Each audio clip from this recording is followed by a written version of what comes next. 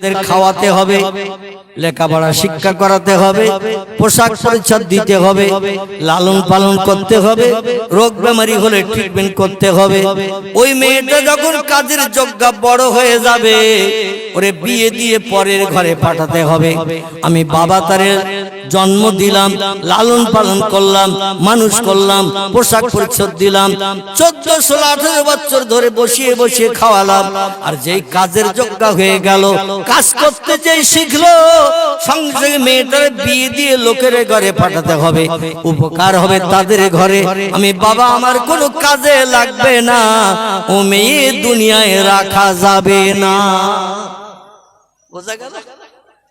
ও মেয়ে দুনিয়ায় রাখা যাবে না, কারণ ভবিষ্যৎ আমাদের বিপদের আশঙ্কা দেখা দেবে। জীবন্ত কবর দাও।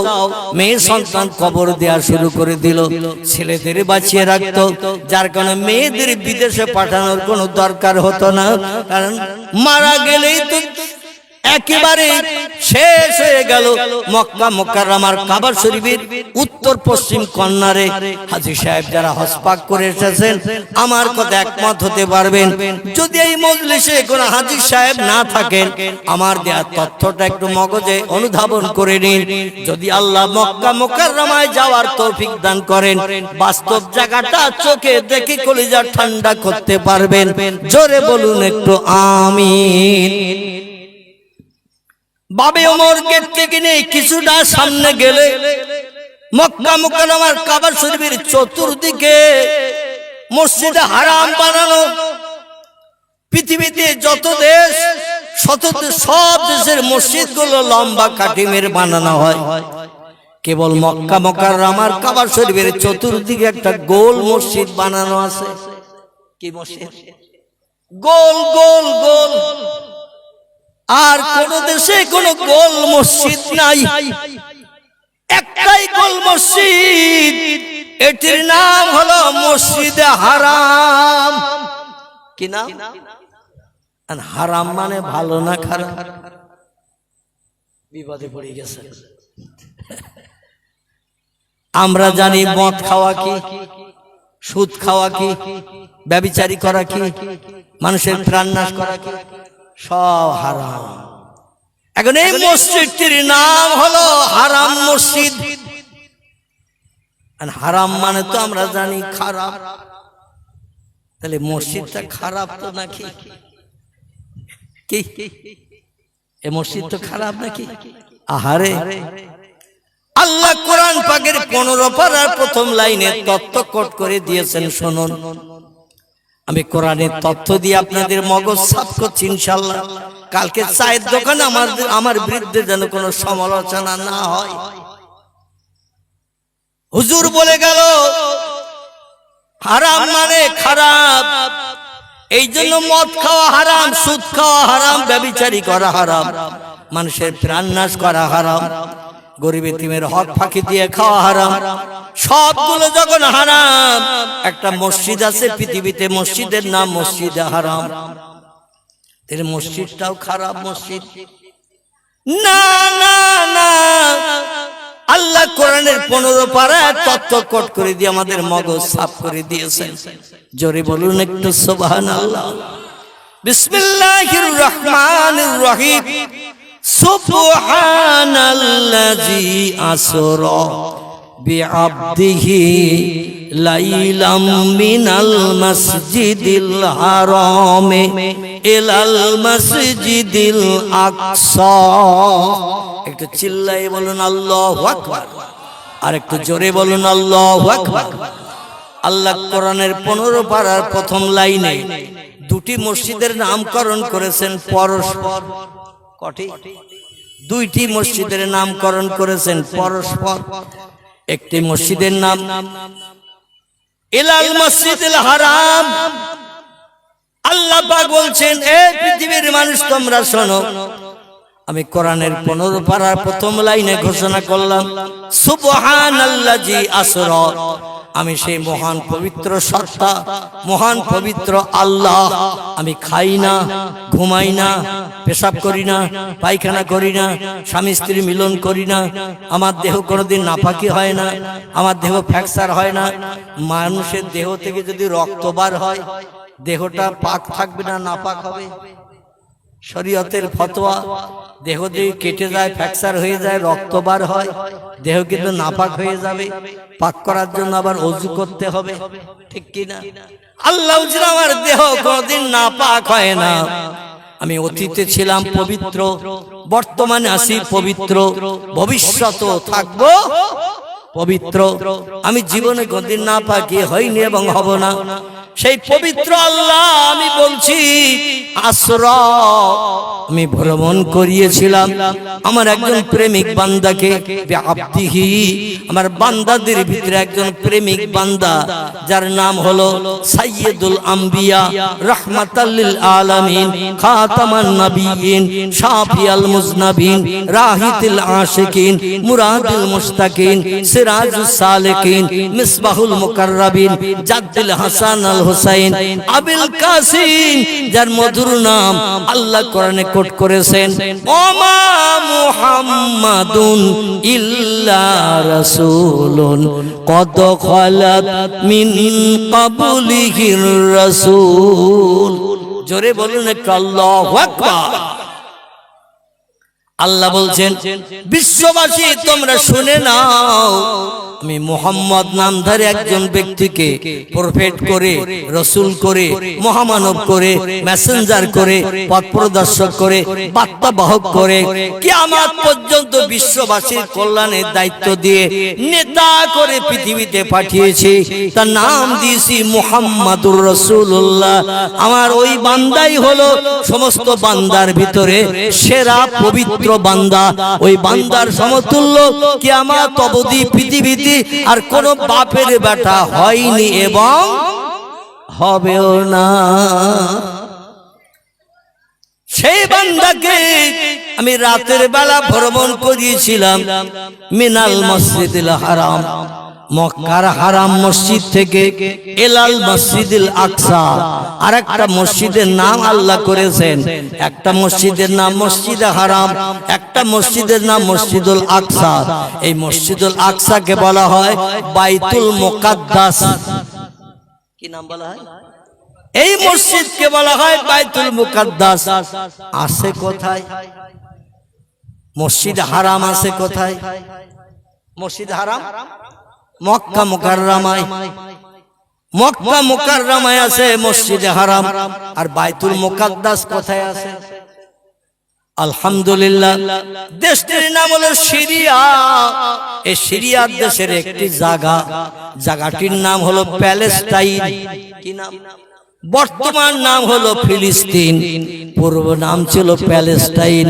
এই প্যালেস্টাইনের ফিলিস্তিনে আল্লাহ পাক রব্বুল আলামিন পয়গম্বর দাউদ নবীর মাধ্যম দিয়ে একটি মসজিদের ভিত গেড়েছিলেন। কার দ্বারা? দাউদ নবীর মাধ্যম দিয়ে আল্লাহ একটা মসজিদের ভিত গেড়েছিলেন। ভিত গাড়ার পরে পয়গম্বরের ইন্তেকাল হয়ে গেল, ভিত গাড়া মসজিদ পড়ে রইল। দাউদ নবীর বেটা ছিল 12 থেকে 15টা।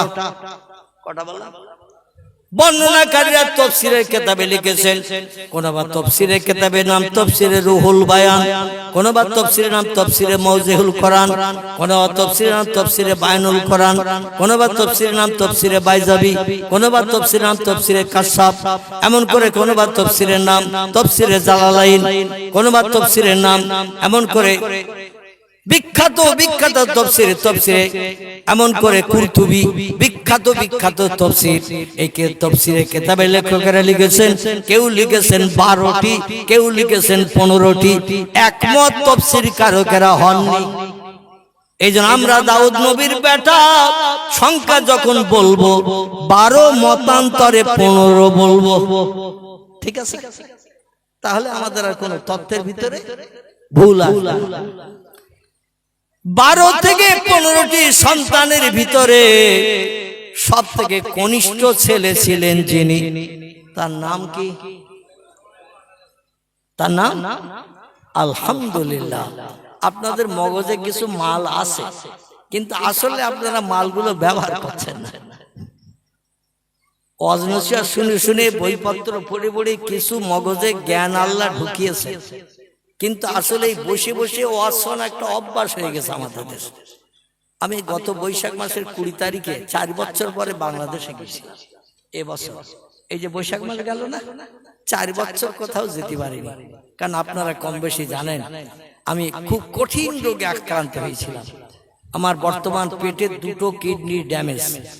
আপনাদের প্রত্যেকের পেটে কিডনি 2টি করে আছে, এটা আল্লাহর অনুদান। একটা থাকলেই যথেষ্ট, কিন্তু আল্লাহ দেশে 2টো কেন বলেন তো? কি একটা থাকলে যথেষ্ট? যদি বলেন হুজুর কেন যথেষ্ট, আমার তো একটা, আমার এখন পেটে কিডনি একটা, আপনাদের সবার পেটে 2টো। কিন্তু আপনারা যেমন মানুষ, আমি একটা কিডনিওয়ালা তেমন মানুষ। আমি কথাবার্তা বলছি, এর থেকে আপনারা বুঝতে পারছেন আমার কোনো অসুবিধা হচ্ছে? আমি তো নিজেও বুঝতে পারছি না। খাওয়া দাওয়া, ওঠা বসা, চাল চলন সব আপনাদের 2টো কিডনিওয়ালার মতো আমি, শুধু আমার শারীরিক একটু দুর্বলতা আছে। মানে আগে যে শক্তি ক্ষমতা আল্লাহ দিয়েছিলেন, সেই শক্তি ক্ষমতাটা অপারেশনের পরে আর আমি ততটা এখনো পেয়ে উঠিনি। হাঁটাচলা করতে গেলে আমার এখনো গা টলে, মানে একটু সাপোর্ট ধরলে ভালো হয়। আর রাতের বেলা সুগার রোগে আক্রান্ত হওয়ার কারণে এখনো 300, 350, 400, এই গত 3 দিন আগে সুগার চেক করেছি 539 হয়েছে। কত বললাম? 539। সকালবেলা টেস্ট করেছি 539। আমি তো হা করে পড়েছি, আমার স্ত্রীও হা করে বলতে এত কেন? আমরা কিসে কি হয়েছে তা তো বুঝিনি। আসলে একটু টেনশন করলে, ঘুম টুম কম হলে এই সুগার বেড়ে যায়। একটু টেনশন করলে, ঘুম টুম কম হলে, আবার খাওয়া দাওয়া ডাক্তারের নির্দেশে যেগুলো খেতে হবে, তাছাড়া অন্য যদি রসগোল্লা 11টা খাই, বুঝতে পেরেছেন তো, চিনি যদি 1 বাটি খাই, তো সুগার চুপ করে থাকবে? ও লাফিয়ে লাফিয়ে চিংড়ি মাছের মতন লাফিয়ে লাফিয়ে বাড়বে। তো যাই হোক, আবার ইনসুলিন দিলাম, দিয়ে সকালে দুপুরে রাত্রিতে দিলাম, দিয়ে পরের দিন চেক করলাম 150 কমে গেছে, একটু স্বস্তি পেলাম। এখনো প্রতিদিন চেক করতে হয়, আমার 3 বার করে ইনসুলিন দিতে হয়। এই নাভিতে সুচ ফুটিয়ে ফুটিয়ে এই নাভির পাশের চামড়াগুলো গন্ডারের চামড়ার মতো হয়ে গেছে, মানে সুচ ফুটিয়ে ফুটিয়ে। আজ 10-12 বছর ধরে একটা না প্রতিদিন 4 বার করে সুচ ফুটিয়ে নাভির পাশে 4 বার, এখন দিচ্ছি 3 বার। তবে যখন বেশি ছিল তখন দিতাম 4 বার। গন্ডারের চামড়ার মতো পুরো হয়ে গেছে, মানে এক জায়গায় কতবার সুচ ফুটানো যায়। আর এই সুচ ফুটালে খুব বেশি লাগে না, কিন্তু যখন ওই ইনজেকশন পুশ করে ওষুধ, একটা শিঙি মাছে কাটা মারলে, ট্যাংরা মাছে কাটা মারলে যেমন কিনকিন করে, ওই রকম কিনকিন করে 5-7 মিনিট 10 মিনিট ধরে, মানে অত্যন্ত জ্বালা যন্ত্রণা হয়। মনে মনে হয় যে আর ইনজেকশন দেবো না, কবরে যাই যাবো। আবার চিন্তা ভাবনা করি, বাড়ির মানুষেরা তো শোনে না, বলে লাগলেও তোমার দিতে হবে, না দিলে তো তুমি বাঁচবা না। আর সুগার এই যাদের বেশি, এদের চোখ তাড়াতাড়ি যায়, এদের চোখ আগে ধরে। আমি চোখে এখন খুব ভালো দেখতে পাই না, মানে চশমা লাগিয়ে, তাই একটু পড়া টড়া লেখা টেখা দেখি, খালি চোখে এখন আর কোন লেখাজোখা আমি আর চোখে দেখতে পাই না। যাই হোক, আমি যেটা বলতে চাচ্ছি সেটি হলো এই, আল্লাহ পাক রব্বুল আলামিন অধমকে এখন একটা কিডনির মাধ্যম দিয়ে হায়াতে বাঁচিয়ে রেখেছেন। একজন দিয়েছেন, আমার যে 2টো কিডনি ছিল 2টা ড্যামেজ, কাজ হয় না। তবে অপারেশন যখন করেছিল, একেবারে এই বুকের পাঁজরের কাড়ি থেকে নিয়ে কুস্কি পর্যন্ত টোটাল পেট আমার ফাড়া, সেলাই দিয়েছিল ডাক্তারেরা 21টা। কটা বলা? পুরো পেট ফাড়া। পেট ফেড়িয়ে একজনের পেট থেকে কিডনি কেটে এক স্টেশনে রেখে আর এক স্টেশনে আমার পেট ফেড়িয়ে সঙ্গে সঙ্গে তার পেটের থেকে কেটে আমার পেটে আম গাছে যেমন কলম বাঁধে, দেখেছেন আম গাছে, ওই রকম কলম বাঁধা মতো আমার সেই কিডনির যে নাড়ি আছে তাতে জুড়ে দিয়ে দিয়েছে। এখন একটা কিডনিতে চলছে, অসুবিধা কিছু বুঝি না। তবে আল্লাহ দিয়েছেন 2টো, তার কারণ যদি একটা খারাপ হয় আর একটাই তোমার কাজ চলবে। আল্লাহ কত দয়াবান, কত মেহেরবান, কত করুণা নিধান। কিডনি একটা দিলেই পারতেন, কিন্তু 2টো দিয়েছেন।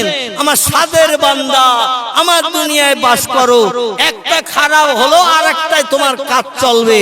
অন্তত মুয়াজ্জিন আজান একটু কান দিও। কিসে কান দিও? মুয়াজ্জিনের আজানে একটু কান দিও।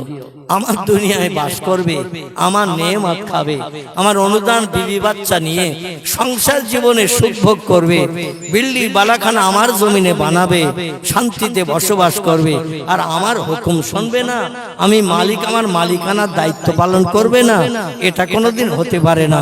ফানফুজু, কোরআনের 27 পারা সূরা রহমানের দ্বিতীয় রুকুতে আল্লাহ পাক এই শব্দটা ব্যবহার করেছেন, ফানফুজু, বেরিয়ে যা আমার পৃথিবী থেকে। এই দুনিয়া বানিয়েছে কে? জোরে বলে। আকাশ বানিয়েছে কে? সাগর বানিয়েছে কে? চন্দ্র সূর্য বানিয়েছে কে? রাত বানিয়েছে কে? দিন বানিয়েছে কে? সব যখন আল্লাহ বানিয়েছে, সে আল্লাহর দুনিয়ায় তুমিও বাস করছো, ঠিক না ভুল? যদি তোমার জানা থাকে অন্য কোন দেশ, যে দেশ আল্লাহ বানায়নি, ফানফুজু, বেরিয়ে যাও সেই দেশে। আমার মুয়াজ্জিনের আজানে কান দিতে হবে না, মসজিদে জামাতে শরীক হতে হবে না, রমজানে রোজা রাখতে হবে না, সুদ খাওয়া ছাড়তে হবে না, মিথ্যা কথা অহরহ বলো, চুরি ডাকাতি করো, কোনো অসুবিধা নাই। অন্য কোন দেশ থাকলে সেই দেশে চলে যাও। আছে কোন দেশ? বর্তমান 256টা দেশ পৃথিবীতে বিদ্যমান। আপনি এমন একটা দেশের নাম বলেন, ওই দেশে পূর্ব দিকে সকালে সূর্য ওঠে না।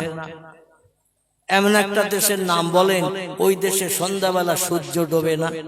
আছে কোন দেশ? তাহলে সব দেশ আল্লাহ বলেন ইল্লা বিসুলতান, সব দেশ আমার বাদশাহিত্ব, আমার নেতৃত্ব মেনে চলে, কোন দেশ আমার হুকুমের খেলাফ করে না। ওয়াইন মিন শাইইন ইল্লা ইউসাব্বিহু বিহামদিহি, যা কিছু চোখে দেখতে পাচ্ছো, যা কিছু চোখে দেখতে পাও না, সাগরের পানির তলায় কি আছে দেখতে পাই আমরা, আকাশের উপরে কি আছে দেখতে পাই আমরা, ঝোপঝাড় জঙ্গলে, আমাজন জঙ্গল, আমার ভাইরা এমন করে পৃথিবীতে সব থেকে বড় জঙ্গল আমাজন জঙ্গল, আফ্রিকার জঙ্গল। এই জঙ্গলে কত জীব জন্তু পশু পাখি আছে আমরা দেখতে পাই। আল্লাহ বলছেন যা দেখতে পাও আর যা দেখতে পাও না, সাগরের পানির তলায়, পৃথিবীর জমিনের থেকে জীব জন্তু বা এমন করে সৃষ্টি বেশি না কম? কথা বলে। আরে ভুল হলে তো আমি আসি। এই পৃথিবীর মাটির থেকে 256টা দেশ যে মাটির দেশ, এই মাটির দেশের থেকে পানি বেশি না মাটি বেশি? হ্যাঁ, পানি বেশি। আগে বিজ্ঞানীরা বলেছিল পৃথিবীর 3 ভাগের 2 ভাগ পানি, 1 ভাগ মাটি। এখনকার বিজ্ঞান বলছে ইট ইজ রং। পূর্ব যুগের বিজ্ঞানীরা ভালো মেশিন বানাতে পারেনি, তাই ওরা ভুল তত্ত্ব দিয়েছিল ভূগোল বইতে। আমরা ভালো মেশিন বানিয়ে দেখছি পৃথিবীর 4 ভাগের 3 ভাগ পানি, 1 ভাগ মাটি। মানে বেড়েছে না কমেছে পানি? পানি বেড়েছে। আগে বলেছিল পৃথিবীর 3 ভাগের 2 ভাগ পানি, 1 ভাগ মাটি। এখনকার বিজ্ঞান বলছে পৃথিবীর 4 ভাগের 3 ভাগ পানি, 1 ভাগ মাটি। আচ্ছা, সামনে নাতি নাতু বিজ্ঞান ওরা আসবে না? আসবে না? এখনকার থেকে মেশিন আরো ভালো তৈরি হবে না খারাপ হবে আগামীতে? কি ভালো হবে? যত দিন যাচ্ছে উন্নত থেকে উন্নততর মেশিন বিজ্ঞানীরা বানাচ্ছে, যার কারণে আরো ভালো মেশিন তৈরি হবে। ভালো মেশিন বানিয়ে বিজ্ঞানীরা আবার তথ্য দেবে পৃথিবীর 5 ভাগের 4 ভাগ পানি, 1 ভাগ মাটি। তত্ত্ব শুধু কাটাকুটি চলছে, কিন্তু আল্লাহর পাক কালাম কোরআনের কথা 1450 বছর ধরে আছে। একটা কথার কোনো ভুল হয়েছে? একটা কথার কোনো মিথ্যা এসেছে? একটা কথার কোনো সামঞ্জস্যের ভিতরে কোন রকম অমূলক দেখা দিয়েছে? যা ছিল তাই কিয়ামত পর্যন্ত থাকবে তাই। জোরে বলুন একটু সুবহানাল্লাহ। আমার ভাইরা, এই পৃথিবীর বিজ্ঞানীরা সাগরের পানির উপরে লাইট মেরে আটলান্টিক মহাসাগর বলে একটা সাগর আছে, প্রশান্ত মহাসাগর বলে একটা সাগর আছে, ভারত মহাসাগর বলে একটা সাগর আছে। পৃথিবীতে সাগরের থেকে যেগুলো বড় সেগুলোকে বলা হয় মহাসাগর, সেগুলোকে বলা হয় মহাসাগর। এই মহাসাগর আটলান্টিক মহাসাগর, যার নাম বিজ্ঞানীরা লাইট মেরে দেখেছে পানির উপর থেকে তলা পর্যন্ত 14,500 ফুট। কত বললাম? পানির উপর থেকে মাটি পর্যন্ত পানি 14,500 ফুট। বিজ্ঞানীরা বলল প্রশান্ত মহাসাগরের মাত্র লাইট, এমন তীক্ষ্ণ দূরবীনের যন্ত্র মেরেছে পানির উপরে। ওরা পানির উপরে লাইট মেরে বলল আটলান্টিক মহাসাগরের থেকে প্রশান্ত মহাসাগরের গভীরতা আরো 500 ফুট বেশি, 14.5 জায়গায় 15,000 ফুট গভীরতা প্রশান্ত মহাসাগরের পানির গর্ত। বিজ্ঞানীদের যদি বলা হয় একটু বালি মাটি পাথর ফেলে সাগর ভরাট করে জমিন বানাও, কটা বিজ্ঞান দায়িত্ব নেবে? আহারে কি আশ্চর্য ব্যাপার যে সাগরের পানির মাথা থেকে মাথা কিছুই দেখতে পাওয়া যায় না, শুধু পানি আর পানি। দীঘা সমুদ্র সৈকতে চলে যান, দীঘা ওখানে যাবেন, সন্ধ্যাবেলা দেখবেন পানির ভিতরে সূর্য ডুবছে, আবার ভোরবেলা দেখবেন সূর্য পানির উপর ভিতর দিয়ে উঠতেছে। আল্লাহ পাক এমন নিদর্শন তৈরি করে রেখেছে সাগরের কিনারায়, বান্দা গেলে তাজ্জব হয়ে যায় নিদর্শন গুলো দেখতে। এই জন্য আল্লাহ বলেছেন কুল সিরু ফিল আরদ ফানজুর কাইফা কানা আকিবা। ও আমার বান্দা বান্দিরা, ঘরের বারান্দায় বসে থাকলে, রান্নাঘরে থাকলে, আমি যে মালিক একজন আছি, তামাম বিশ্ব চরাচর বিশ্ব ব্রহ্মাণ্ডের মালিক আছি। ঘরের বারান্দায় বসে থাকলে, রান্নাঘরে থাকলে বুঝতে পারবে না। আমার পৃথিবীর জমিনে একটু বেরিয়ে পড়ো ও বান্দারা, বেরিয়ে পড়ো, বেরিয়ে পড়ো, বেরিয়ে পড়ো, একটু ঘুরে ঘুরে দেখো। পৃথিবীর নিদর্শন দেখলে বুঝতে পারবে এসব এমনি এমনি হয়নি। এই জিনিসগুলো বানানোর মূলে একজন মালিক আছে, ঠিক না বল? পাহাড়ের মাথা দিয়ে ঝর্ণার পানি কল কল কল কল করে নামছে। কে চালালো এই মেশিন? পানির গতি সব সময় নিম্নমুখী। পানি যখনই যেখানে ছাড়বেন ও উপরে ওঠে না, নিম্নমুখী যায়। কিন্তু পাহাড় উঁচু না নিচু? পাহাড় উঁচু উঁচু উঁচু উঁচু পাহাড়ের মাথা থেকে ঝর্ণার পানি কল কল কল কল করে 24 ঘন্টা নামছে। একদিন নয়, দুদিন নয়, 3 দিন নয়, 1 সপ্তাহ নয়, 2 সপ্তাহ নয়, 3 সপ্তাহ নয়, 1 মাস নয়, 2 মাস নয়, 3 মাস নয়, 1 বছর নয়, 2 বছর নয়, 3 বছর নয়, যুগ যুগ ধরে আল্লাহর হুকুম তামিল করছে পাহাড়ের পাথরের মাঝখান দিয়ে ঝর্ণার পানি।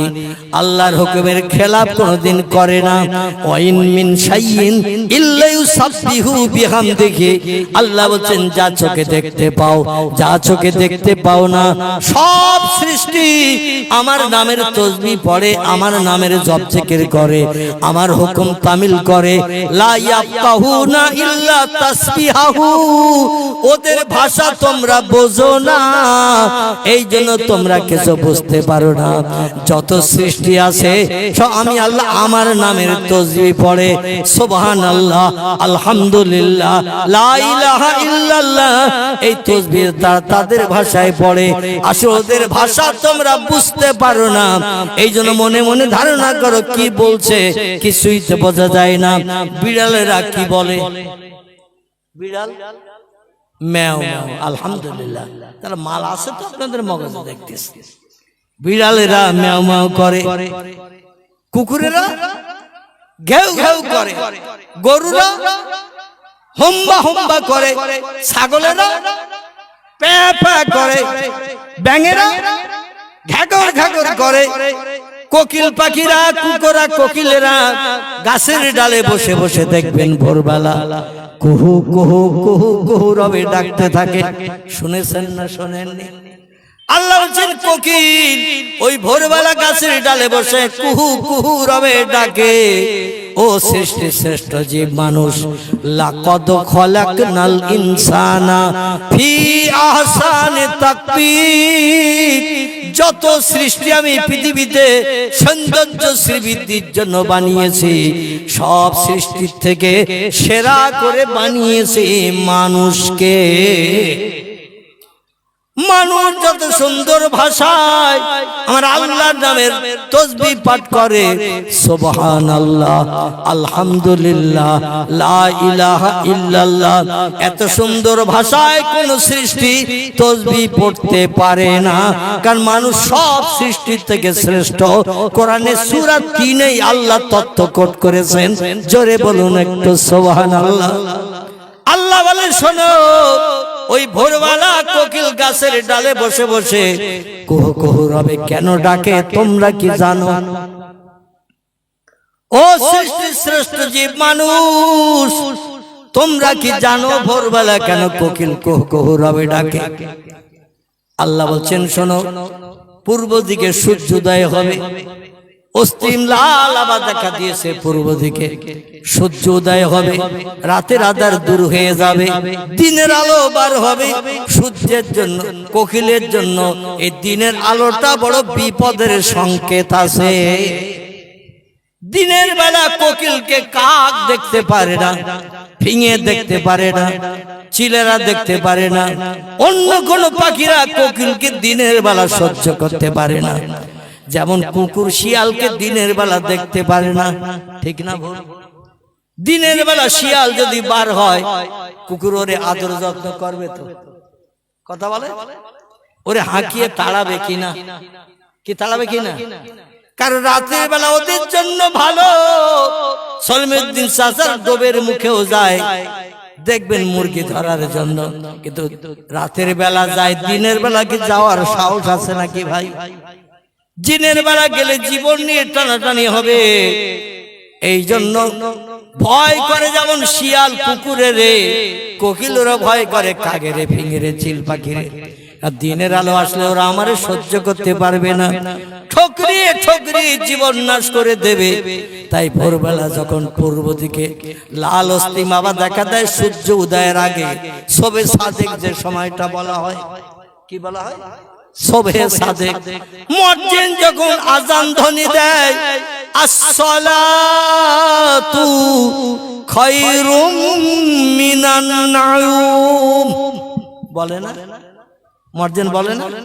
আচ্ছা, এটা জোহরে বলে, আসরে বলে, এশায় বলে, কোন সময় বলে? বলে কখন? ভোরবেলা। মুয়াজ্জিন বলছে, তোমার ঘুমের থেকে আল্লাহর ইবাদত নামাজ উত্তম। ও আব্দুল করিম চাচা, আব্দুর রহমান ভাই, আব্দুর রহিম দাদা, আর নয়, পূর্ব দিকে লাল অস্তিম আভা দেখা দিয়েছে, ফর্সা হতে যাচ্ছে, একটু বাদে সূর্য উঠে যাবে, নমুনা দেখা দিয়েছে পূর্ব আকাশে। তাই আমি ঘুম হারাম করে আযান ধ্বনি দিলাম, এবং তোমার ঘুমের থেকে নামাজ উত্তম, নামাজ ভালো। এই নামাজটা আদায় করলে জাহান্নামের আগুনে কোটি কোটি বছর আর তুমি দগ্ধ হবে না, জাহান্নামের আগুনে তুমি আর পড়বে না, জান্নাতের হুর গেলে মান। এক একটা যুবককে সেবা যত্ন করবে, বিবি হিসাবে দায়িত্ব পালন করবে 70টা 18 বছরের যুবতী নারী। একটু জোরে বলুন সুবহানাল্লাহ, আর একটু জোরে বলুন সুবহানাল্লাহ। 18 বছরের যুবতী নারী হুর গেলেমান যাদের বলা হয়েছে, কান্না হুন্না ইয়াকুতু আল মারজান ফিহিন্না খায়রাতুন হিসান হুরুম মাকসুরাতুন ফিল খিয়াম। আল্লাহ পাক সূরা রহমানের ভিতরে জান্নাতে হুর গেলেমানদের পরিচয় দান করেছেন, তাদের নাক নকশা, চেহারা, সৌন্দর্য আল্লাহ পাক বর্ণনা করেছেন। দুনিয়ার যুবক পুরুষেরা ওদের প্রেমে পাগল হয়ে আমার জান্নাত হালাল বানানোর জন্য মসজিদে যাতে মুয়াজ্জিন আযানের মসজিদে দিয়ে জামাতে শরীক হতে পারো, এই জন্য তোমাদের জন্য ফ্যাসিলিটি ঘোষণা করলাম, তোমাদের জন্য গিফটের কথা বললাম, অনুদানের কথা বললাম। এক একটা বেটা ছেলেকে সেবা করে জান্নাতের ভিতরে 18 বছরের যুবতী হুর গেলেমান, অপরূপা সুন্দরী, লাবণ্যমণি চেহারা, পটল চোরা চোখের চাহনিওয়ালা 70টা করে যুবতী মেয়ে এক একটা পুরুষের স্ত্রী হবে, তাদের নিয়ে মেলামেশা করবে, জীবনের সব শান্তি মিটাবে। শুধু বাচ্চা হবে না, জোরে বলুন একটু সুবহানাল্লাহ। মেলামেশা করবে, বাচ্চা হবে না, ভবিষ্যতে বাচ্চাদের খেতে দিতে হবে, পয়সা করি নাই, কি করে সংসার চালাবে এই চিন্তা তোমার নাই। আনন্দ করো, ফুর্তি করো, প্রেম ভালোবাসা নিয়ে জান্নাতের ভিতরে সুখ ভোগ করো। যখন যেটার প্রয়োজন হবে তুমি মনে মনে ধারণা করবে, আমার হুর গেলে মান সেটা রান্না করা মাল তোমার সামনে পৌঁছে দেবে। জোরে বলুন সুবহানাল্লাহ। একটা বেটা ছেলের স্ত্রী হবে জান্নাতে 70টা। কটা? 70টা। আচ্ছা, আমরা নিয়ে ব্যবহার করতে পারবো বলে মনে হয়? 70টা। দুনিয়ায় দেখবেন কারো যদি স্ত্রী থাকে 4টা, খুব ভালো করে বুঝবেন, কারো যদি বউ থাকে 4টে, ও লোকটা দেখবেন চার দোকানে বসে আছে রাত 11টার সময়। এই ঝালতলায় চার দোকান আছে না নাই? এই চার দোকানে বসে আছে রাত 11টার সময়। দোকানদারের নাম ধরুন সলিমউদ্দিন চাচা। কি নাম বললাম? সলিমউদ্দিন, মানে নামওয়ালা লোকের নাম বলছি না, সে আবার কাল ধরবে, এই জন্য সলিমউদ্দিন মনে করুন দোকানদারের নাম। দোকানদার বলছে রাত 11টা বেজে গেছে, এ আব্দুল মোমেন বাড়ি যাবি না? হারা তা আব্দুল মোমেন বলছে চাচা কি করবে এখন? বলছে খরিদ্দার তো আর নাই, তো ঘুম কামাই করে বসে থেকে তো দরকার নাই। এত সময় খরিদ্দার ছিল, এক কাপ চা ছিল, তাই আমি আয়ের উপলক্ষ করে বসেছিলাম। রাত 11টা বেজে গেছে, সব বাড়ি ঘরে চলে গেছে, বাজার ফাঁকা, এখন বসে ঘুম কামাই না করে চল বাড়ি যাই। আব্দুল মোমেন বলছে চাচা তুমি বাড়ি যাওয়া যাও, আমি যাবো না। বলছে তুমি বাড়ি যাওয়া যাও, আমি যাবো না। চাচা বলছে তার কারণ? আব্দুল মোমেন বলছে চাচা বাড়ি গেলে আমার অনেক ঝামেলা আছে, এই জন্য আমি তোমার চার দোকানে বসে রয়েছি। চাচা বলছে আমার একটা বউ, সেই সকালবেলা বাড়ি থেকে দোকান খুলতে এসেছি, আর এইভাবে চলছে আমার এই রাত 11টা পর্যন্ত। কখন বাড়ি যাব, খোকার মার চেহারা দেখবো, মুখের মুচকি হাসি দেখবো, পটচরা চোখে চাউনি দেখবো, দুধের মতো সাদা চকচকে রূপার মতো 11খানা দাঁত দেখবো, কলিজার গরম কাটাবো। একটা বউ, তাই আমি সাত দোকানে থাকলে মন আনচান করে কখন বাড়ি যায় একটু দেখা করে আসে। আর তোর এক বলতিস 4টে বউ, তুই বাড়ি যাবি না?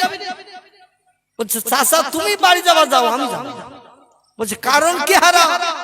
বলছে আমি বাড়ি গেলে কেউ হাত ধরবে, কেউ পা ধরবে, ধরিয়ে টানাটানি করবে, শেষ পর্যন্ত কাঁঠাল গাছ ফাড়া ছাড়া কোন লাইন হয়।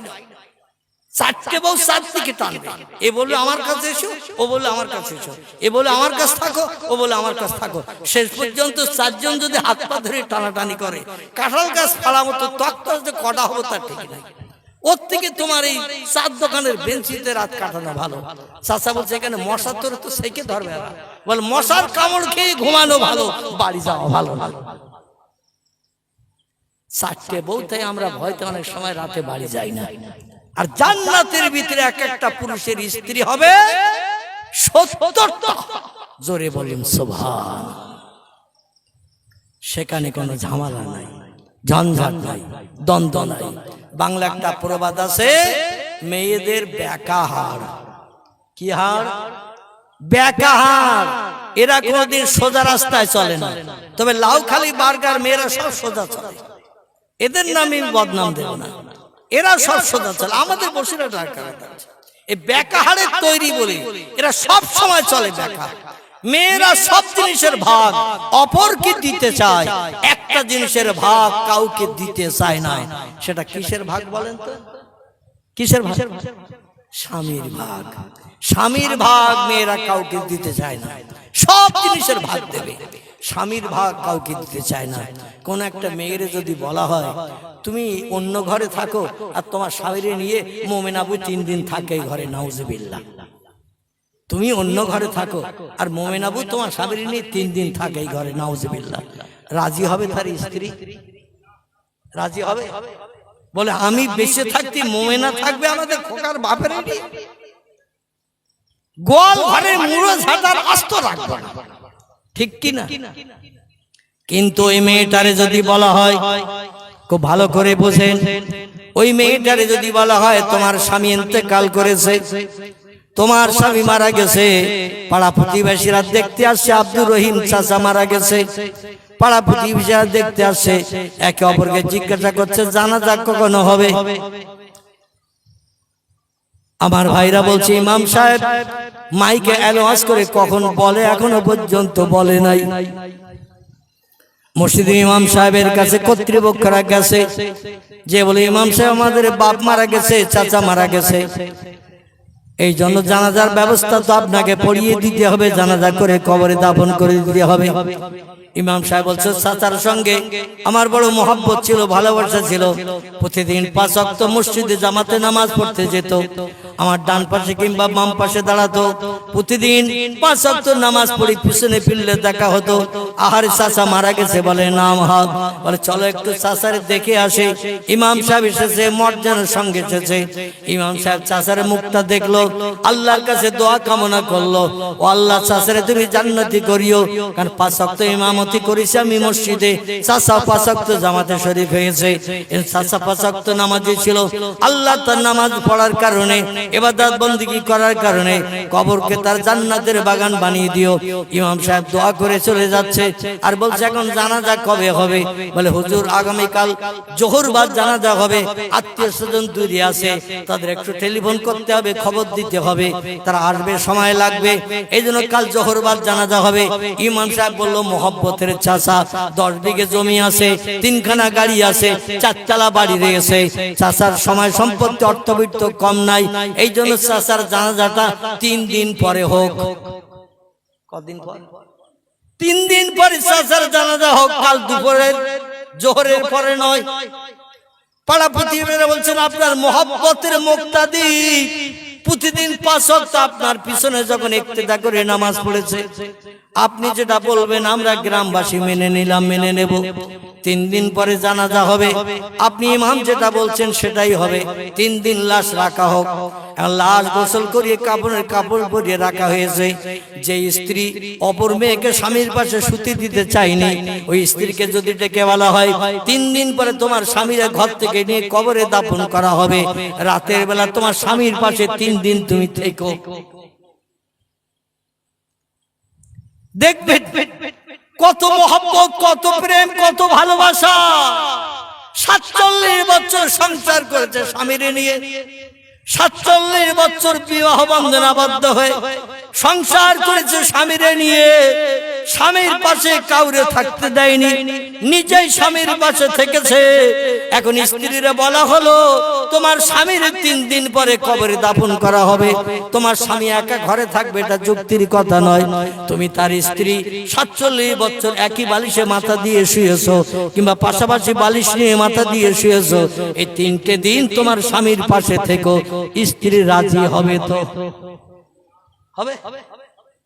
স্ত্রী বলবি আবার কি ধরনের ফতোয়া? কালকিরি জোহর বাদ জানাজা করে কবর দাও। বলে ইমামের মহব্বতের মুক্তাদি তাই 3 দিন পরে জানাজা হবে, ইমাম বলেছে। আমরা ইমামের কথা নড়চড় করতে পারবো না। বলে তাহলে স্বামী একা ঘরে থাকে, থাক।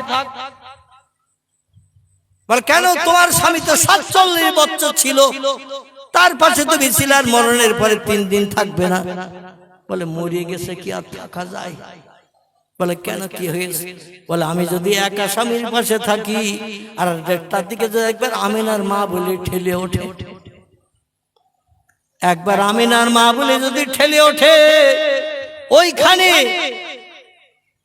হার্ট অ্যাটাক করে আড়ষ্ট হয়ে মারা যাব, উঠিয়ার বাইরে বার হওয়ার সুযোগ আমি নসিবে জুটাতে পারবো না।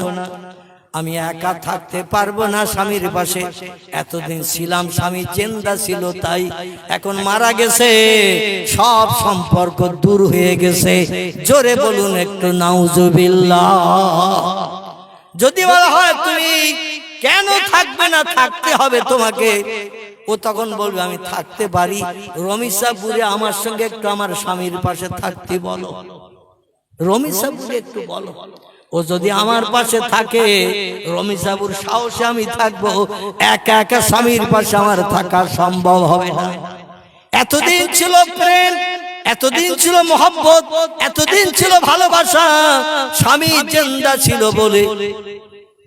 আর যেই স্বামীর দেহ থেকে ছোট্ট একটা যন্ত্র বেরিয়ে গেছে, যার আরবি নাম হলো রূহ, বাংলা নাম হলো প্রাণ বা জীবন, এইটুকু জিনিস বেরিয়ে যাওয়ার কারণে সম্পর্ক যদি সব দূর হয়ে যায়, হাসরের মাঠে কি আর সম্পর্ক থাকবে নাকি?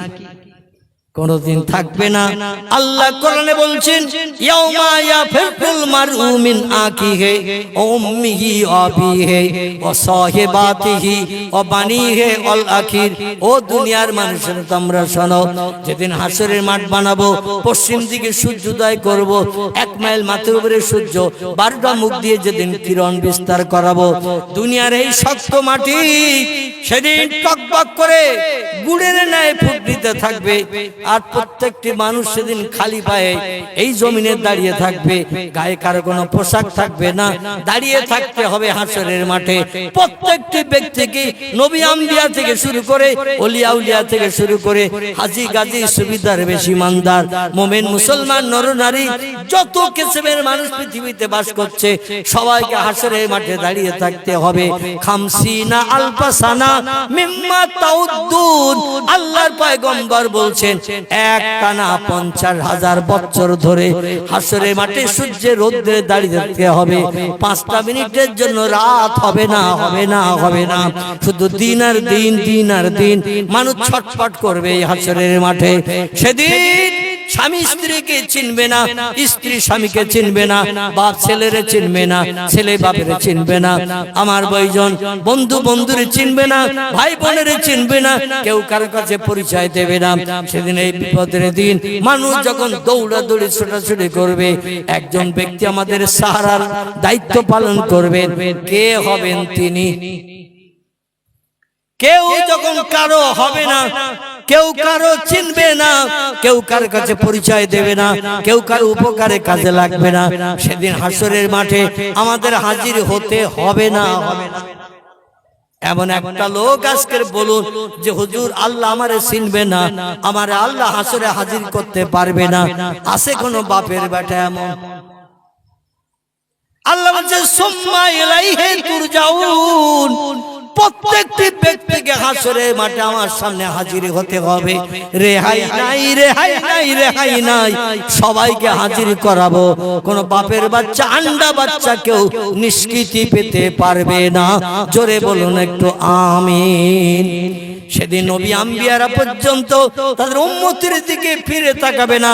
উম্মতেরা ডেকে বলবে পয়গম্বর ইব্রাহিম নবী, আমরা এই সূর্যের রৌদ্র সহ্য করতে পারছি না, দিন হয়ে তো আর রাত হয় না, সূর্যের রৌদ্র বন্ধ হয় না, সূর্যের আলো কম হয় না, দুনিয়ার মাটি গলে যে টকবক করে পড়ছে, আমরা সেই খালি পায়ে দাঁড়িয়ে আছি জমিনে, আমাদের দেহগুলো অষ্টাগত হয়ে গেছে, রৌদ্র তবে মাথার ঘিনুগুলো গলে যে নাকের ছিদ্র দিয়ে বার হচ্ছে, গালের ভিতর দিয়ে বার হচ্ছে, চোখের কোণা দিয়ে মাথার ঘিনুগুলো গলে বার হয়ে যাচ্ছে, পিপাসা এত কাতর হয়ে গেছে, জিভটা লম্বা হয়ে বেরিয়ে নাভির নিচে পর্যন্ত নেমে চলে এসেছে। আল্লাহর পয়গম্বর বলছে সেদিন এমন কঠিন দিন হবে, 7টা সাগরের পানি যদি কোনো মানুষকে দেখানো হয়, মানুষ পানি দেখে বলবে ওই যে পানি দেখছে সাগরের পানি, ওতে আমার পিপাসা মিটবে না, আরো বাড়তি পানি লাগবে। দাঁড়িয়ে থাকতে হবে হাসরের মাঠে 50,000 বছরের লম্বা দিন। ইব্রাহিম নবী বলবে আমি নিজের জ্বালায় ব্যস্ত আছি, তোমরা আমার উম্মতেরা কি বলতে চাইছো বলো। বলে আল্লাহর কাছে যে একটু বলুন, আল্লাহ আমাদের হিসাব নিকাশটা একটু আগে করে দিক, আমরা জান্নাতি হই জান্নাতে যাব, জাহান্নামী হই জাহান্নামে যেয়ে পড়বো। হাসরের মাঠের দগ্ধ আর সহ্য করতে পারছি না, এজন্য আমাদের হিসাব নিকাশটা একটু আগে করতে বলুন। কারণ 1 লক্ষ মোতাবেক 2,24,000 পয়গম্বর পৃথিবীতে এসেছে, প্রত্যেক পয়গম্বরের উম্মত পৃথিবীতে বসবাস করেছে। আল্লাহ এক এক করে সব পয়গম্বর উম্মতদের যদি এক এক করে ডাকে, আর কতদিন যে দাঁড়িয়ে থাকতে হবে সূর্যের রৌদ্রে এই হাসরের মাঠে, তার ঠিক ঠিকানা নাই। এজন্য আপনি আল্লাহর কাছে যে একটু বলুন, আল্লাহ যেন আমাদের হিসাবটা একটু তাড়াতাড়ি করে দেয়। ইব্রাহিম নবী বলবেন যদি হিসাব তাড়াতাড়ি করতে চাও তোমরা যেয়ে বলো, আমি তোমাদের হয়ে যে বলতে পারবো না। উম্মতরা বলে আগে যদি জানতাম আপনার উম্মত হয়ে পৃথিবীতে বাস করতাম না। এই বিপদে আমাদের একটু উপকারের জন্য আল্লাহর কাছে বলতে যাবেন না, কারণটা কি? ইব্রাহিম নবী বলবেন আমি একটা মিথ্যা কথা বলেছিলাম, আল্লাহর দ্বীন প্রতিষ্ঠার জন্য মিশরবাসীদের কাছে বলেছিলাম এই মিশরবাসীরা তোমাদের পূর্বগুলোকে ভেঙে দিয়েছে, তোমাদের এই বড় খোদা। আমি একটা মিথ্যা কথা বলেছিলাম, আসলে ভেঙে দিয়েছিলাম আমি কুড়াল দিয়ে। ফাঁকাদাল ফাসা ফিউনুকিহি, আমি কাঁধে করে একটা কুড়াল দিয়ে গিয়েছিলাম, যে বলা ও খোদারা যদি তোমরা খোদা হও, আমি প্লেটে করে খাবার এনেছি, খাবারগুলো যার যেটা পছন্দ তুলে নাও, খাও। কিন্তু খোদারা কেউ কোনো কথা বলে না, ওমানা তাকাত, কেউ কোনো কথা বলে না।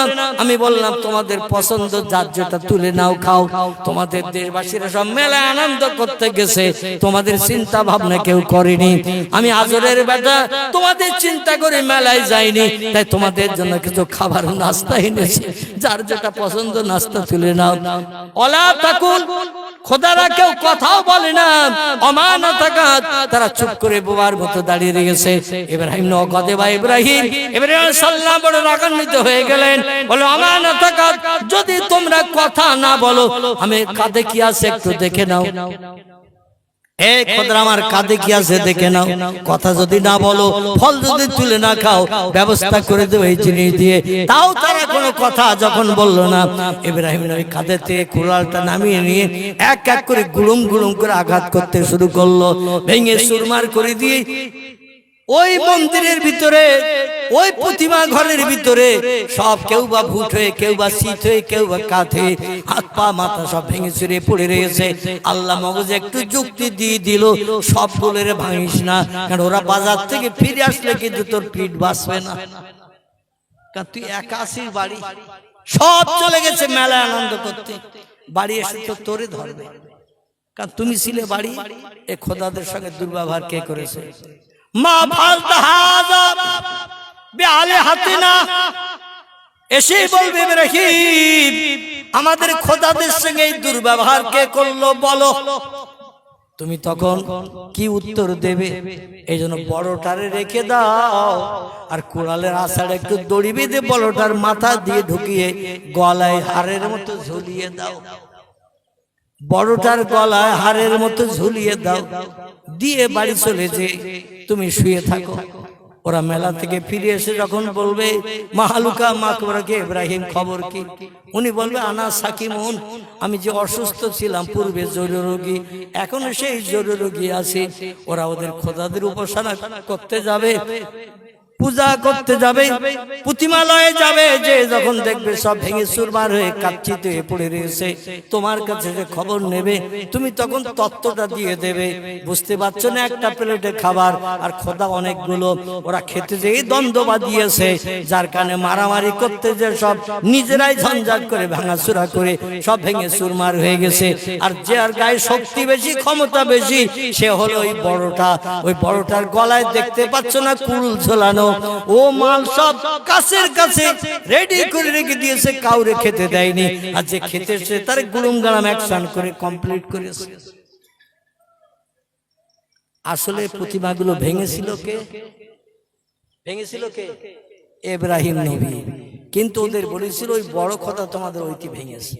বলছে আমি একটা মিথ্যা কথা বলেছিলাম, আর আল্লাহর কাছে তোমাদের হয়ে যদি বলতে যাই যে আল্লাহ আমার উম্মতদের একটু আগে হিসাব করে দাও, আর আল্লাহ ক্যাট করে আমার হাতটা ধরে বলে এই মিথ্যা কথা বলেছিলি কেন? বল, ঠাকুর ভাঙলি তুই আর দোষ দিলি বড় ঠাকুরের, এই মিথ্যা কথা বলেছিলি কেন? আল্লাহ যদি আমারে ধরে আমি চরম বিপদে পড়ে যাব। আল্লাহ ওদিন কাহার নাম নিয়ে, জাব্বার নাম নিয়ে বিচার শুরু করবেন, এত রাগান্বিত মেজাজ নিয়ে আল্লাহ বিচার শুরু করবেন। আল্লাহর সামনে কোন পয়গম্বর দাঁড়াতেও পর্যন্ত ভয় করবে। জোরে বলুন একটু সুবহানাল্লাহ। মুসা নবীরে বলবেন, এ মুসা, তোমার উম্মতগিরি করেছি বনি ইসরাইল কওমের মানুষ, আমরা যা বলেছো তাই শুনেছি, যেটা মানতে বলেছো সেটা মেনেছি, যেটা করতে বলেছো সেটা করেছি। এখন হাসরের মাঠে আমরা সূর্যের রৌদ্রে কষ্ট পাচ্ছি, দাঁড়াতে পারছি না। আল্লাহর কাছে একটু দিয়ে বলো, আল্লাহ যেন আমাদের বিচারটা একটু তাড়াতাড়ি করে দেয়। জান্নাতি হই জান্নাতে যাব, জাহান্নামে হই জাহান্নামে যে দগ্ধ হব। এই সূর্যের রৌদ্র হাসরের মাঠে মাঝখানে এ দগ্ধ আমরা মাছ পয়সানে সহ্য করতে পারছি না। মুসা নবী বলবেন যেতে হয় তোমরা যাও, আমি যাবো না। বলে কারণ? বলে এক কিবতীরে আমি এক ঘুষি মেরেছিলাম, একে ঘুষি চিৎ পটাং হয়ে মারা গেছি। আমি তো মার্ডার কেসের আসামি, আমি মার্ডার কেসের আসামি। ফেরাউনের দলের একটা লোকের নাকে একটু ঘুষি মেরেছিল, আর পিছনে চিৎপটাং পড়ে গেছে, নাড়াচাড়া দিয়ে দেখি ও পটল তুলেছে, জনম জনম মারা গেছে। এখন আল্লাহর কাছে তোমাদের হয়ে বলতে যদি যাই, আর আল্লাহ ক্যাট করে হাত ধরে যদি বলে মানুষ মার্ডার করেছে কেন, বল কই ফাঁদ দিতে পারবো না, চরম বিপদে পড়ে যাবে। সেদিন কোন নবী কোন উম্মতের পাশে দাঁড়াবে না, সেদিন একজন ব্যক্তি মানুষের পাশে দাঁড়াবেন উপকারের জন্য, তিনি হলেন সাইয়্যিদুল আম্বিয়া রাহমাতাল লিল আলামিন, খাতামান নবিয়্যিন, শাফিয়াল মুজনাবিন, রাহিতুল আশিকিন, মুরাদুল মুশতাকিন, সিরাজুস সালিকিন, মিসবাহুল মুকাররাবিন, জাদ্দুল হাসান আল হুসাইন আবুল কাসিম, যার মধুর নাম মুহাম্মদ রাসূলুল্লাহ সাল্লাল্লাহু আলাইহি ওয়াসাল্লাম। তিনি বলবেন, আমি হাসরের মাঠে সিজদায় পতি হয়ে থাকবো, আল্লাহ বিচার শুরু করার আগে আমাকে প্রথম জান্নাত হালাল বানাবেন, আর বলে উদখুল ইয়া আইয়ুহান নবী, আপনি জান্নাতের ভিতরে ঢুকে যান, উদখুল ইলাল জান্নাহ, আপনি জান্নাতের ভিতরে চলে যান, হুরগেলামান দিন আনন্দ ফুর্তি করেন, সুখ ভোগ করেন, ভালো মন্দ নাস্তা করেন। আপনি জান্নাতে না ঢুকে গেলে আমি আল্লাহ হাসরের মাঠে বিচার শুরু করতে পারছি না। নবী বলবেন, ও আল্লাহ, আমি যদি জান্নাতে যাই, আমার গুনাহগার উম্মতদের উপায় বিপদের সময় পাশে কে দাঁড়াবে? নবী বলছেন, আল্লাহ যদিও আমাকে জান্নাতে যাওয়ার অনুমতি দেবেন, আমি জান্নাতে যাব না। হাসরের মাঠে এক প্রান্তে সিজদায় পতিত থাকবো, আর সিজদায় পড়ে কাঁদতে থাকবো, ইয়া রব্বে হাবলি উম্মতি, ইয়া রব্বে হাবলি উম্মতি। চিল্লায় বলুন একটু সুবহানাল্লাহ। আল্লাহ, আমার গুনাহগার উম্মতের উপায় কি হবে?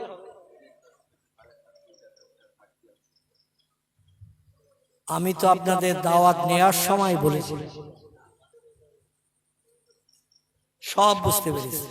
আপনারা আমাকে নিষেধ করেছিলেন, হুজুর আমাদের পাশে মসজিদ, আমাদের জলসায় কালেকশন করা যাবে না। আমার কানে এখনো সে কথা বাজছে। এখন আপনি বলবেন কালেকশন করতে, আমি অধমতা করব না। ঘাটতি আছে, ঘাটতিই থাকবে। আমি বলেছিলাম যে আপনারা অল্প কিছু ছেলে এই জলসাটা দিচ্ছেন, আপনাদের বাজেটে একটু ঘাটতি আছে, তো দরকার শেষের দিকে আমি অধম যদি মাজুর অসুস্থ ব্যক্তি দুটো হাত যদি পাতি, কিছু মানুষ হয়তো 2-10 টাকা 20 টাকা কোরআনি মজলির ভালো কাজের জন্য সাহায্য করতে পারে পরকালের আশায়। আপনারা আমাকে এক কথাই বলেছিলেন, আমাদের জলসায় কালেকশন হবে না। তো কালেকশন হবে না, এখন আবার কালেকশনের কথা কেন? তাহলে সিদ্ধান্ত আমি তো আপনাদের নিতে বলেছিলাম, সেই সময় আপনি আলোচনা করেন, সিদ্ধান্ত নেন। কমিটির ছেলেরা নাম লেখাবেন, এতে আমার আপত্তি নেই। আগামী বছর আবার এই ইসলামী প্রোগ্রাম হবে। বাপ মা দাদা দাদি আপনজন আত্মীয় স্বজন দুনিয়ার মোহমায়া ছেড়ে অন্ধকার কবরে যারা ধরাশায়ী হয়ে আছে, আমরা আমাদের বাস্তব চোখে তাদের কবরে হালাত দেখতে পাই না। কবরের পাশে দাঁড়ালে তারা কি অবস্থায় আছে খবরও শুনতে পাই না। এই জন্য জায়গা জমি ঘর বাড়ি সব তারা রেখে গেছে না যায়নি, রেখে গেছে। তাদের আত্মার কল্যাণের জন্য আগামী বছর এই রকম বেহেশতের বাগান বানানো হবে, দোকানে করে হাত আল্লাহর কাছে তুলে দোয়া করা হবে। আল্লাহ বলেন, উদুনি, আমার কাছে তোমরা চাও, আস্তাজিব লাকুম, আমি আল্লাহ তোমাদের দোয়া দাবিল করে কবুল করে মনোবাঞ্ছা পূর্ণ করব। জোরে বলুন একটু সুবহানাল্লাহ। এই জন্য ওয়াজ নসিহতের মজলিস হয়। তবে এই ওয়াজ নসিহতের মজলিস আমাদের দেশে হয় না।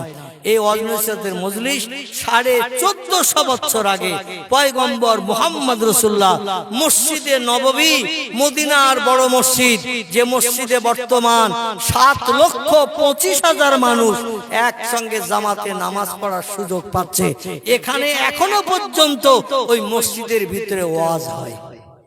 জোরে বলুন একটু সুবহানাল্লাহ। তাও খালি মুখে নয়, ভাই মাইক্রোফোন নিয়ে বক্স লাগিয়ে মসজিদে নববীর ভিতরে আসরের নামাজ বাদ মাগরিবের আগ পর্যন্ত আমি অধম বাস্তব চোখে দেখেছি, কানে শুনে এসেছি ওয়াজ। মদিনার বিশ্ববিদ্যালয়ের ছাত্ররা মসজিদে নববীর ভিতরে কিতাব পত্র নিয়ে আসে, আর মুহাদ্দিসেরা এসে মাইক্রোফোনে কোরআন হাদিসের কথা আলোচনা করে। হাজিরাও শোনে, মাদ্রাসার ছাত্ররা শোনে। এখনো মসজিদে ওয়াজ হয়, কাবার চাতলে ওয়াজ হয়। বর্তমান যুগে কিছু খোদাদ্রোহী বলবো, তারা এইরকম ভালো কাজের বিরোধিতা করে। মিলাদ মাহফিল দিতে হবে না, কোরআন হাদিস আলোচনা শুনতে হয় না। মানুষ তো এমনি হেদায়েত হচ্ছে না, যখন একটু শোনে মনটা একটু নরম হয় না? মদখোর মদ খাওয়া ছাড়ে না, সুদখোর সুদ খাওয়া ছাড়ে না, ব্যভিচারী পরের দরজা ঠেলা বন্ধ করে না। যা ছিল পূর্বে মিলাদের পরের দিনও তাই। ঠিক বললাম না ভুল বললাম? কিন্তু জলসায় যখন বসে থাকে, ভালো কথাগুলো যখন শোনে, মনটা একটু নরম হয় না? এই যে মনটা নরম হয়, আল্লাহ পাক তার এই নরম মন হওয়ার কারণে আগামীতে হেদায়েত দিতে পারে না। এই জন্য ভালো কাজের বিরোধিতা করবেন না। নিজে করতে পারেন না, অপরে করছে, এ ভালো কাজের বিরোধিতা করবেন না। কারণ পয়গম্বর মুহাম্মদ রাসূলুল্লাহ নিজে, সাহাবীরা মূর্খ ছিল, সাহাবীরা শরীয়ত জানতো না, শরীয়তের আইন কানুন জানতো না। পয়গম্বর আসরের নামাজ বাদে, ফজরের নামাজ বাদে মসজিদে নববীর ভিতরে মেহরাবে বসে ওয়াজ চালু করেছে 1450 বছর আগে। জোরে বলুন সুবহানাল্লাহ। সেই ওয়াজ এখনো হচ্ছে।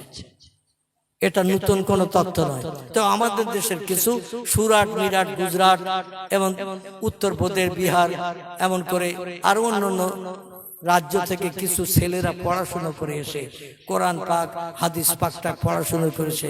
কিছু ছেলেরা এসে মন্তব্য করে মিলাদ মাহফিল দিতে হবে না, ওটা বেদাত। কিছু ছেলেরা এরা বলে ওটা বেদাত। আগে ছিল না, মিলাদ মাহফিল দিয়ে কোনো লাভ লাভ, ও টাকাটা আমাদের কাছে দাও, আমরা খরচ করি, অমুক করি, তমুক করি। আসলে কিছু ছেলেরা গুজরাট থেকে, সুরাট থেকে, মিরাট থেকে, সাহারানপুর থেকে, দেওবন্দ থেকে, আহমেদাবাদ থেকে পড়াশোনা করে মন্তব্য করে আসলে পয়গম্বর মুহাম্মদ রাসূলুল্লাহ জীবনী ওরা আসলে আলগা করে দেখে না। যদি আলগা করে দেখতো, মসজিদের ভিতরে নবী ওয়াজ করেছে। এখন ওয়াজ কোথায় হয়? বাইরে সামিয়ানা টানিয়ে পান্ডেল করে বেহেশতের বাগান বানানো হয়। পৃথিবীতে দুটি জায়গা বেহেশতের বাগান, একটি জায়গার নাম হলো মসজিদ, একটি জায়গার নাম হলো এই কোরআন হাদিসের আলোচনার মজলিস। এই দুটো জায়গা হলো বেহেশতের বাগান। জোরে বলেন একটু সুবহানাল্লাহ। এই জন্য আমি অনুরোধ করব আমার যুবক ভাইরা, বিশেষ করে যারা আজকে মজলিসের ইন্তজাম করেছে, পয়গম্বর মুহাম্মদ রাসূলুল্লাহ সেজদায় পতিত হয়ে থাকবেন। হিসাব নিকাশ শেষ হয়ে যাবে, জান্নাতীরা জান্নাতে যাবে, জাহান্নামীরা জাহান্নামে চলে যাবে, হাসরের মাঠ খালি হয়ে যাবে। আল্লাহ ডেকে বলবেন, ফেরেশতারা আমার হাবিব কোথায় আছে একটু দেখে এসো। জান্নাতের ভিতরে যে ফেরেশতারা দেখবেন, জান্নাতে হুর গেলেমান পোশাক পরিচ্ছদ পরিধান করে, সৌন্দর্য চেহারা শ্রীবৃদ্ধি করে বসে রয়েছে, স্বামী নাই। মানে স্বামী হলো মুহাম্মদ রাসূলুল্লাহ, স্বামী নাই। ফেরেশতারা ফিরে এসে বলে, ইয়া রাব্বি, আপনার হাবিব জান্নাত এখনো যায় নাই।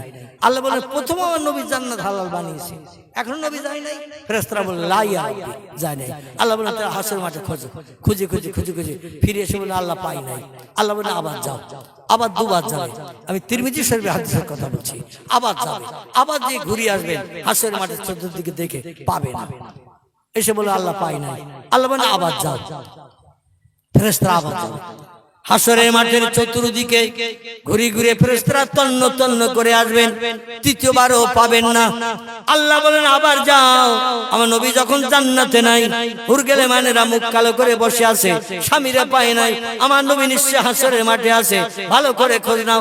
চতুর্থবারের মাথায় যেয়ে দেখবেন, হাসরের মাঠে এক প্রান্তের শেষ মাথায় এক নির্জন জায়গায় পয়গম্বর সেজদায় পতিত হয়ে জবানে শুধু আওয়াজ তুলছে, ইয়া রাব্বি হাবলি উম্মতি, ইয়া রব্বি হাবলি উম্মতি। আল্লাহ নবী বলছেন, ও আল্লাহ আমার গুনাহগার উম্মতের উপায় কি হবে, আমার গুনাহগার উম্মতের উপায় কি হবে। ফেরেশতারা এই দৃশ্য দেখে এসে আল্লাহর কাছে যে বলবেন, আল্লাহ আমার নবী কাঁদবে উম্মতের জন্য, আমি আল্লাহ পাক আমার জান্নাত বানানো বেকার হয়ে যাবে, জাহান্নাম বানানো বেকার হয়ে যাবে, উরগেলমান বানানো বেকার হয়ে যাবে, আমার নবী কি চায় জিজ্ঞাসা করে এসো।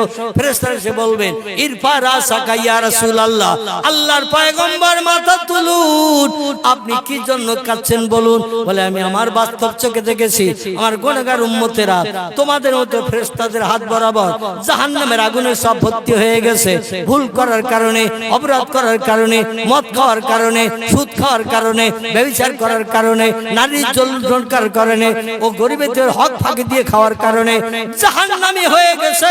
আমি বাস্তব চোখে দেখেছি আমার উম্মতরা জাহান্নামে পড়বে, আমি রাসূল ওটা পছন্দ করি না, এই জন্য হাসরের মাঠে সিজদায় পড়ে কাঁদছি।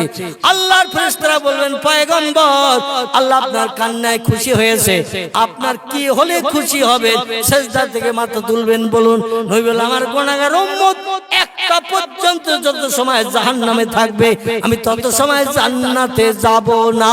জোরে বলুন একটু সুবহানাল্লাহ।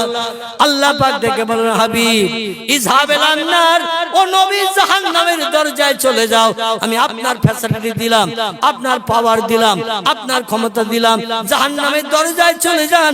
মালিক ফেরেশতারে ডেকে বলেন দরজা খুলে দিতে, আমার ফেরেশতার দরওয়ান মালিক দরজা খুলে দেবে।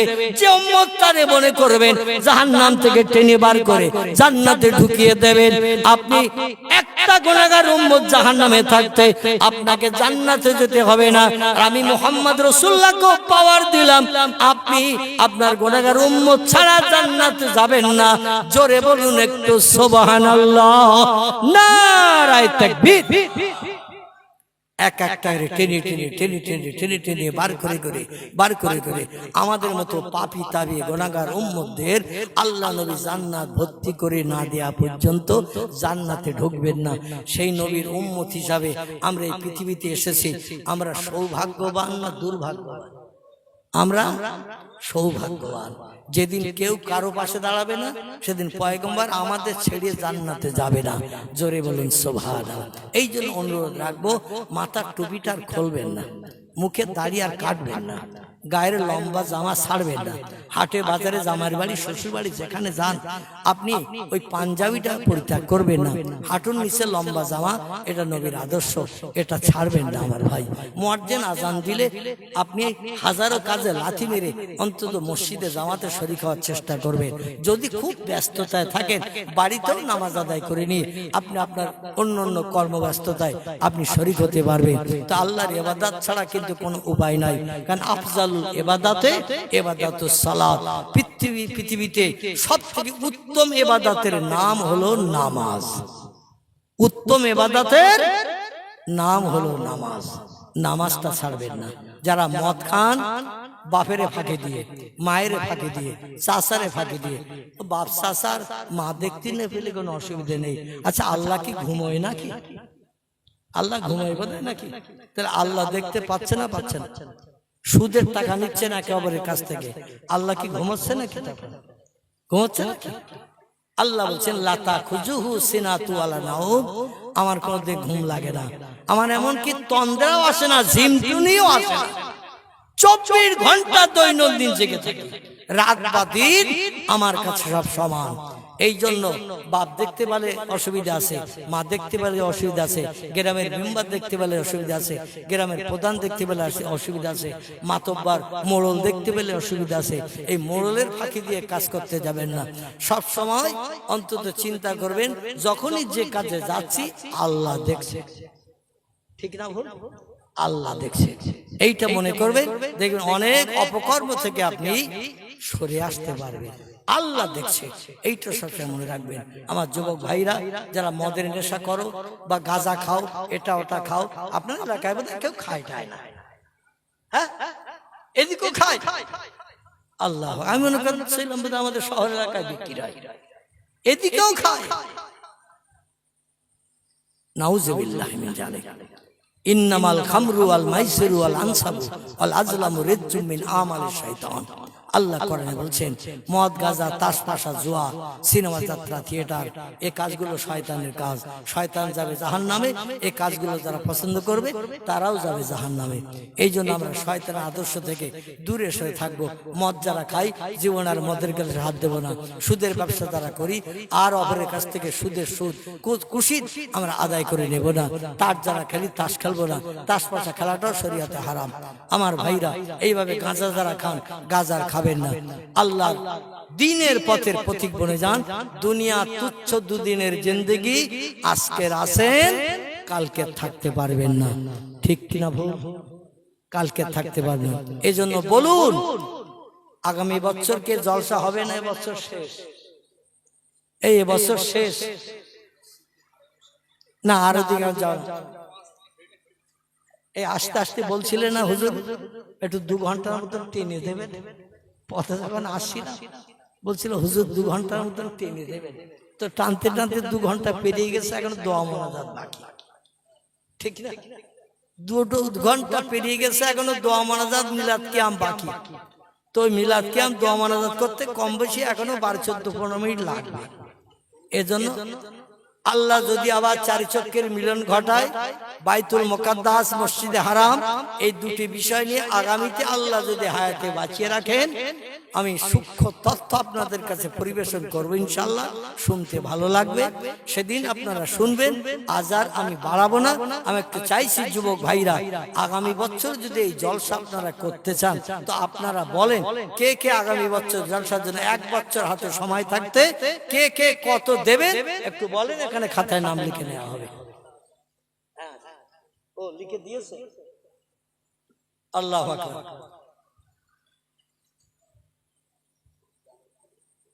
প্রথম আছে জামির মোল্লা 500।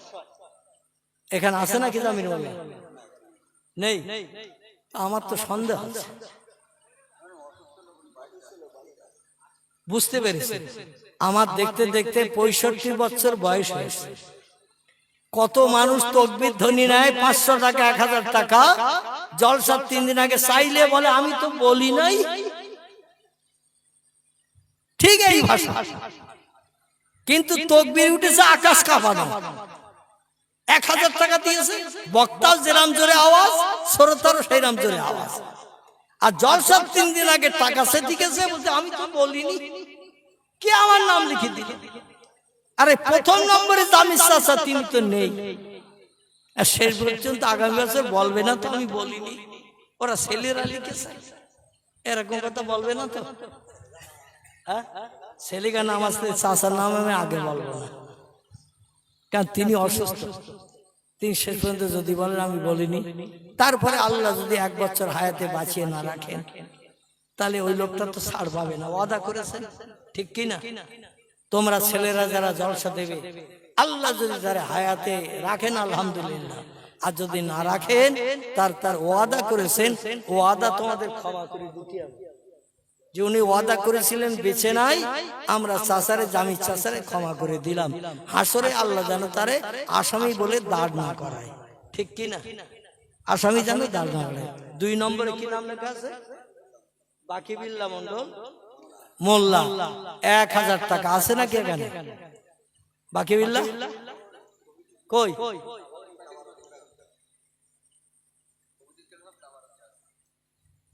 তাহলে নাম বলবার তকবীর দেব নাকি?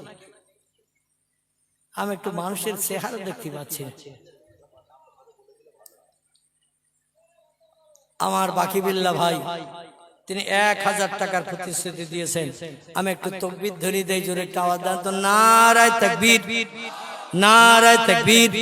আমার বাকিবিল্লাহ ভাই বলুন জিন্দাবাদ, বাকিবিল্লাহ ভাই বলুন জিন্দাবাদ। 1000 টাকা বলুন মারহাবা, 1000 টাকা বলুন মারহাবা। আল্লাহ তার দান কবুল করুন, সকলে বলুন আমিন। আল্লাহ তার ব্যবসা বাণিজ্যে কারবারে চাষে হাঁড়িতে বেশি বেশি করে বরকত দান করে 1 বছর সংসারকে সুখময় করে পরিচালনা তৌফিক দান করুন। জোরে বলুন একটু আমিন, নারায়ে তাকবীর। 2 নম্বর বাবু সোনা নাকি? বাবু সোনা গাজী উনিও বলছেন আমি 1000 টাকার প্রতিশ্রুতি দিলাম। আপনারা শুনে খুশি নাও খুশি? তাহলে খুশির আওয়াজ আসতে হবে না জোরে হবে? জোরে হবে। আমার বাবু সোনা ভাই বলুন জিন্দাবাদ, বাবু সোনা ভাই বলুন জিন্দাবাদ। 1000 টাকা বলুন মারহাবা, নারায়ে তাকবীর। আল্লাহ দান কবুল করুন, মনোবাঞ্ছা পূর্ণ করুন, উদ্দেশ্য সফল করুন, একাল পরকালে ভালো দান করবেন। আল্লাহ আপনজন আত্মীয় স্বজন যারা নীরব নগরে কবরে আছে, দানের ওসিলা করে তাদের কবরগুলোকে কিয়ামত পর্যন্ত গোলাপ ফুলের বাগান বানিয়ে দিন। সকলে বলুন আল্লাহুম্মা আমিন, নারায়ে তাকবীর। আমার ভাইরা, তারপরে সাদ্দাম নাকি সাদ্দাম মোল্লা, তিনিও 1000 টাকার প্রতিশ্রুতি দিয়েছেন। কেউ বোধহয় এখানে নেই। আল্লাহু আকবার। সাদ্দাম ভাই তিনিও 1000 টাকার প্রতিশ্রুতি দিয়েছেন। নারায়ে তাকবীর। সাদ্দাম মোল্লা বলুন জিন্দাবাদ, 1000 টাকা বলুন মারহাবা। আল্লাহ দানকে কবুল করুন, সকলে বলুন আমিন, জোরে বলুন আমিন। আচ্ছা, হাবিবুল্লাহ মোল্লা তিনিও 1000 টাকা। তারপরে মনিরুল গাজী তিনিও 1000 টাকা। হাবিবুল গাজী তিনিও 1000 টাকা। তারপরে এটা কি নাম লিখেছো? মনোয়ার হবে, মনোয়ার হোসেন মোল্লা তিনি 1000। এমন করে আবেদ আলী মোল্লা তিনিও 1000। আচ্ছা, মিজানুর গাজী তিনি 1000। তারপরে দিন ইসলাম গাজী তিনিও 1000। তারপরে জুলফিকার মোল্লা তিনি 1500। আল্লাহু আকবার।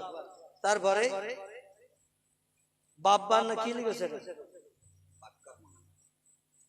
বাক্কার মোল্লা 1000 টাকা।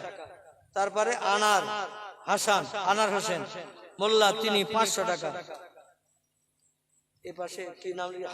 হাবিবুল্লাহ কি নাম? বাপের নাম আছে, তাই দি তো বাপের নাম লিখুন। সালাউদ্দিন মোল্লা 1000। এই পৃষ্ঠা আছে নাকি? এক পিটি শেষ। আচ্ছা, এর ভিতর থেকে আর কেউ দেবেন কিছু আগামী বছর জলসার জন্য? এই এলাকার মানুষ যাদের বাপ নেই, মা নেই, দাদা নেই, দাদি নেই, স্ত্রী নেই, অনেকের স্বামী নেই, মায়েরা বিধবা, এরকম যদি কোনো মা নাম পাঠান, এখানে নাম লিখে হবে উল্টো পৃষ্ঠায়। আর কেউ নাম লেখানোর মতো আছেন আপনারা? বেশ কিছু ছেলে নাম লিখেছেন 1000 করে, একজন দিয়েছে 1500, আর 500 দিয়েছেন সম্ভবত দুজন, উপরে আর নিচের দিকে 2 জন 500 দিয়েছেন। আর কেউ নাম লেখানোর মতো আছে? ভালো কাজ হোক, এটা আপনারা চান না চান? চান না চান? যদি চান এলাকাবাসী আর কেউ নাম লেখাবেন? 200, 500, 100, 1 বছর সবাই। আল্লাহ বলছেন মান জাবিল হাসানাতি ফালাহু আশরু আমসালিহা।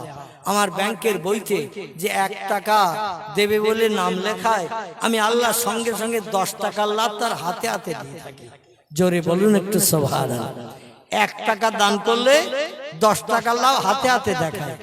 আল্লাহ বলছেন শুধু নাম লেখালেই আমি আল্লাহ 10 টাকা লাভ দেখাই।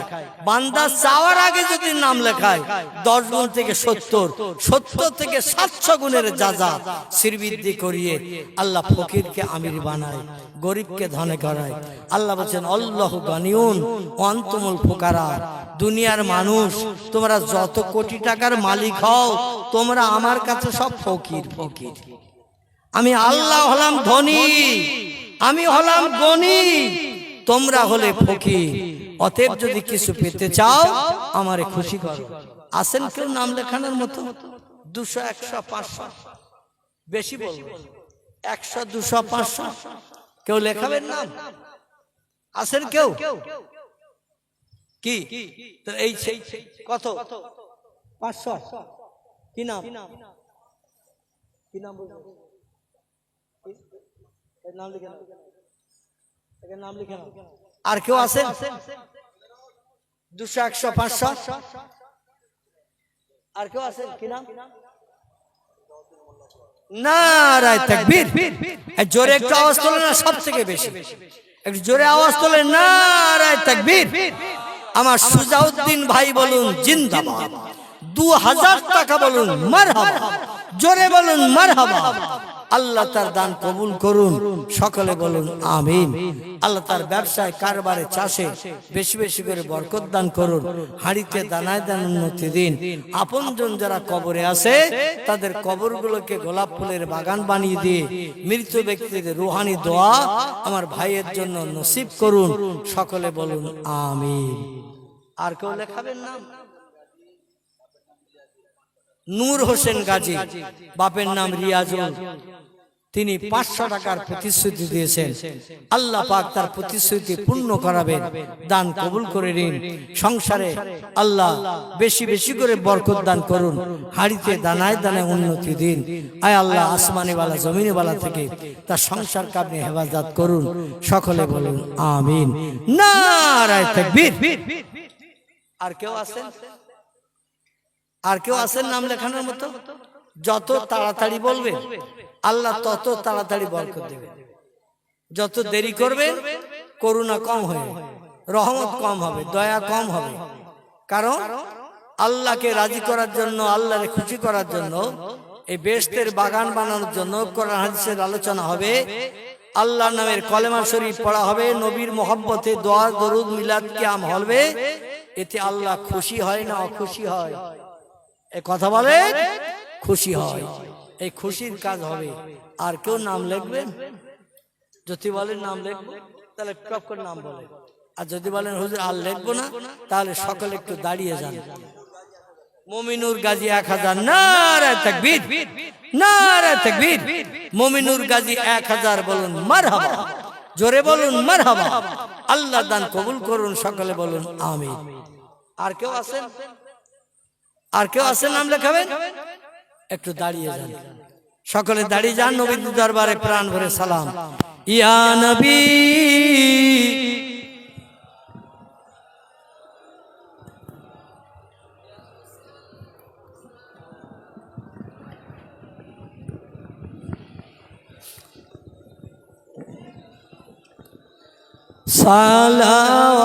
সালাওয়াতুল্লাহ আলাইকা নবীজির আব্বা আব্দুল্লাহ, রাসূলুল্লাহর আম্মা আমিনা, হাবিবির দুধমা হালিমা, দয়ার নবীর রওজা মদিনা।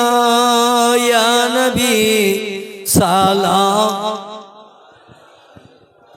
ইয়া রাসূল সালাম,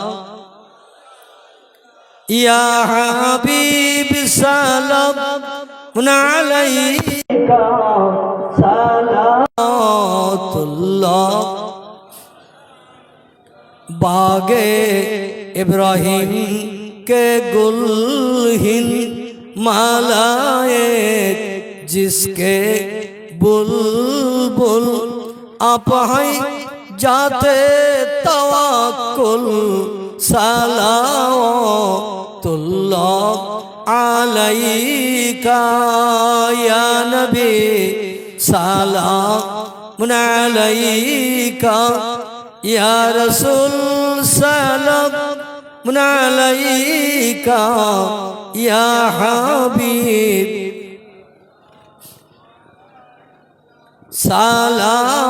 सालातुल्लाह। जिब्राइल आवाज तुलिलो आसमानेर दरवाजा खोलो गो, এসেছেন নবীদের সরদার, হবে যে খোদা দিদার। ইয়া নবী সালাম আলাইকা ইয়া রাসূল সালাম, ইয়া হাবিব সালাম আলাইকা সালাওয়াতুল্লাহ আলাইকা। সকলে বসে পড়ে। ইয়ার